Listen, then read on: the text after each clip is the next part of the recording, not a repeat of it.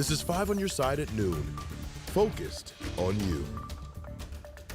We start today with the weather at noon. So many trees and shrubs budding out right now. Here's a live look from Worldwide Technology Raceway in Madison.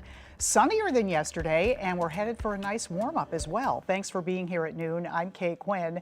Meteorologist Jim Castillo is here with the Weather First forecast, and there is rain in our future, which we really need, Jim. Yes, Kay, we're in a drought situation again, and a lot of the area either dry or moderately dry in that drought situation, but no rain today. We'll talk about those rain chances and main weather, but they begin tomorrow. Right now it's sunny on the Missouri side, but look at Highland, Illinois, very cloudy.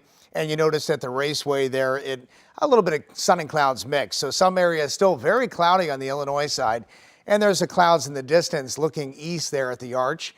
But over St. Louis, it's sunny. It's 54 degrees and the humidity at 55%. And so sun and clouds mix today, but a lot of sunshine on the Missouri side and dry weather. Some of those clouds continue to back in on the Illinois side with the northeast wind at 5 to 10. Some of the gusts as high as 20 miles an hour. But here's the big story today, at least. Trees are now high. So it is not just moderate. I'm going to raise that to high here with juniper and poplar are showing up as moderate at this point. So we have mold moderate. So that is also an increase. So the allergy index definitely is starting to go up. Right now, again, those clouds on the Illinois side. We'll talk about those rain chances, though, coming up, Kay, and in just a few minutes. Okay, thanks so much, Jim. Testimony continues in the trial of Daniel Riley. He's the man police say caused the crash that critically injured Tennessee teen Janae Edmondson. He's charged with armed criminal action, driving without a license, and several counts of assault. On the stand this morning, we heard from law enforcement officers who took Riley into custody after the crash. Prosecutors are trying to stress that Riley had little emotion about the crash, and he had disregard for human life. Were you actually in the same room as Daniel Riley? Yes, ma'am. Okay, and Officer McKay was in there with you too? Yes, ma'am. Okay.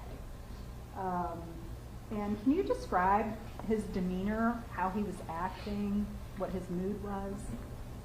Nonchalant, just nonchalant. A toxicology expert later testified the side effects of fentanyl and codeine include being very relaxed and drowsy. The defense grilled the officers about how they didn't entertain anyone else who could have been at fault for the crash. That crash happened in February of 2023. Janae Edmondson was visiting St. Louis with her family for a volleyball tournament at the Dome. The 17-year-old lost both of her legs in the crash. New at noon, St. Louis public school officials responding to a new contract that'll give teachers and staff their largest pay increase in nearly 2 decades. It was approved by the Board of Education last night and will give teachers a 17% pay increase over the next 3 years. Special education teachers will see a 22% increase. This agreement is an incredibly important step for everyone involved, most notably the children of St. Louis. This increase underscores St. Louis Public Schools' commitment to fair compensation and retention of high-quality educators. The district recognizes the importance of attracting and retaining top talent and professionals who play an integral role in shaping the future of St. Louis as a city and our school district. The raises will take effect July 1st. Anheuser-Busch and the Teamsters Union have a new labor deal. The two sides ratified a contract yesterday with 86% of union members voting yes. It's a 5-year deal that offers a pay raise, improved health care, and more retirement benefits.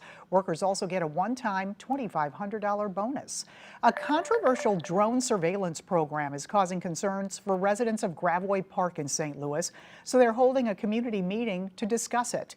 According to SMS Novel Films, people who pay for their service can submit requests to look at certain addresses live. Well, city officials say the FAA told the company it couldn't use drones for commercial purposes in Gravois Park.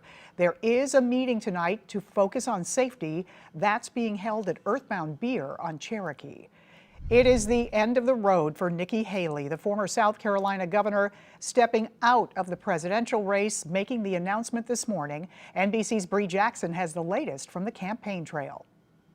After putting up a fierce fight for the GOP nomination, former UN Ambassador Nikki Haley is ending her presidential bid. The time has now come to suspend my campaign. I said I wanted Americans to have their voices heard. I have done that. I have no regrets. Haley's exit from the race comes after former President Trump's dominant Super Tuesday win. The former South Carolina governor is not endorsing Trump yet. Instead, she's urging him to earn the backing of her supporters. It is now up to Donald Trump to earn the votes of those in our party and beyond it who did not support him.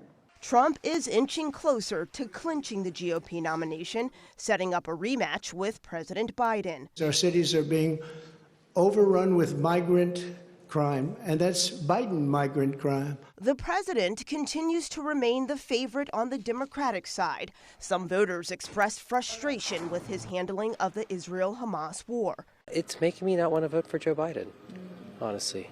I'm thinking of going third party because of it. Other Americans are not happy with their main options. I don't like Trump's approach to people, how negative he is and how he treats others, and some of his antics. It's such a divided country. I'm tired of it being divided. I'd rather be somewhere in the middle. Both Trump and Biden have more than half of the delegates needed to secure their party's nomination.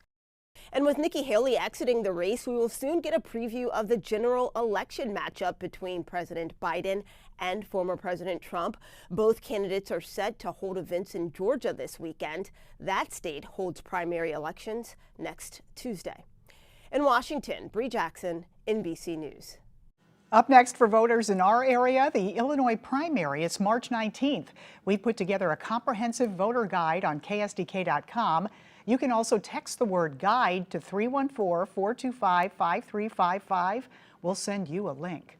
2 men are in jail today accused of firing the shots that struck the Camp Jackson fire station in Cahokia Heights. Police say the men had been shooting guns over the weekend on private property about 2 miles away. Officers arrested them for unlawful possession of a firearm. This is the 3rd time the firehouse has been hit by bullets in the past few months. Investigators don't believe the men are connected with the earlier incidents. Still ahead, why the VA wanted to ban this iconic picture from its facilities, only to have the head of the department quickly change course. And French officials claimed 500,000 people could be in Paris to watch the Olympic opening ceremonies, but security measures could keep that from happening.